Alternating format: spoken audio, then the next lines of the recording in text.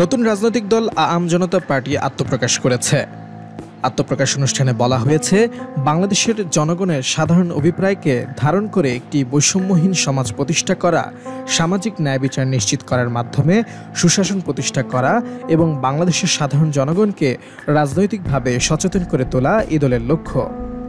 আজ বৃহস্পতিবার রাজধানীর বনানীর একটি হোটেলে দলটির আত্মপ্রকাশ অনুষ্ঠানের আয়োজন করা হয়। অনুষ্ঠানে দলের ঘোষণাপত্র পাঠ করেন পার্টির আহ্বায়ক, ডেস্টিনি গ্রুপের ব্যবস্থাপনা পরিচালক মোহাম্মদ রফিকুল আমিন।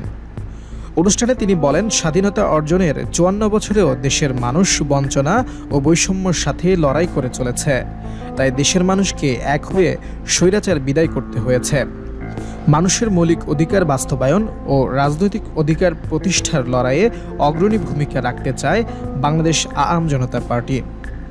তিনি আরও বলেন, দেশপ্রেমের মন্ত্রে উজ্জীবিত হয়ে সুশাসন প্রতিষ্ঠা, কর্মসংস্থান সৃষ্টি, ভারসাম্যপূর্ণ পররাষ্ট্রনীতি, অসাম্প্রদায়িক সমাজ গঠন, সরকারি অফিস আদালতে ডিজিটালাইজেশন, শিক্ষা প্রতিষ্ঠান ও অফিস আদালতে রাজনীতি নিরুৎসাহিত করা সহ বেশ কিছু সময়োপযোগী সিদ্ধান্ত বাস্তবায়ন করবে আম জনতা পার্টি। অনুষ্ঠানে বেশ কিছু প্রতিশ্রুতি তুলে ধরা হয় দলটির পক্ষ থেকে।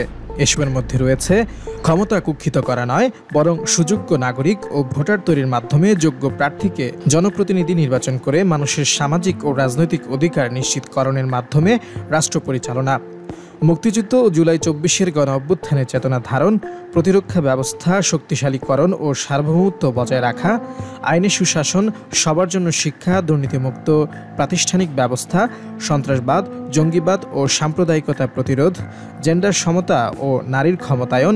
এ লক্ষ্যে বৈষম্য নিরসন ও সামাজিক সুরক্ষা, ধর্মীয় সংখ্যালঘু, অনুন্নত সম্প্রদায় ও অনগ্রসর গোষ্ঠীর প্রতি বিশেষ দৃষ্টি প্রদান করা হবে বাংলাদেশ আম জনতা পার্টির মূল ভিত্তি। উৎপাদনমুখী কৃষি ব্যবস্থা, প্রযুক্তি ও কর্মমুখী শিক্ষা ব্যবস্থা, মুক্তবাজার অর্থনীতির মাধ্যমে অর্থনৈতিক নিরাপত্তা নিশ্চিতের লক্ষ্যে কার্যকর ব্যবস্থা গ্রহণ ও জাতীয় সমৃদ্ধি অর্জনে বাংলাদেশ আম জনতা পার্টি দৃঢ় প্রতিজ্ঞ থাকবে।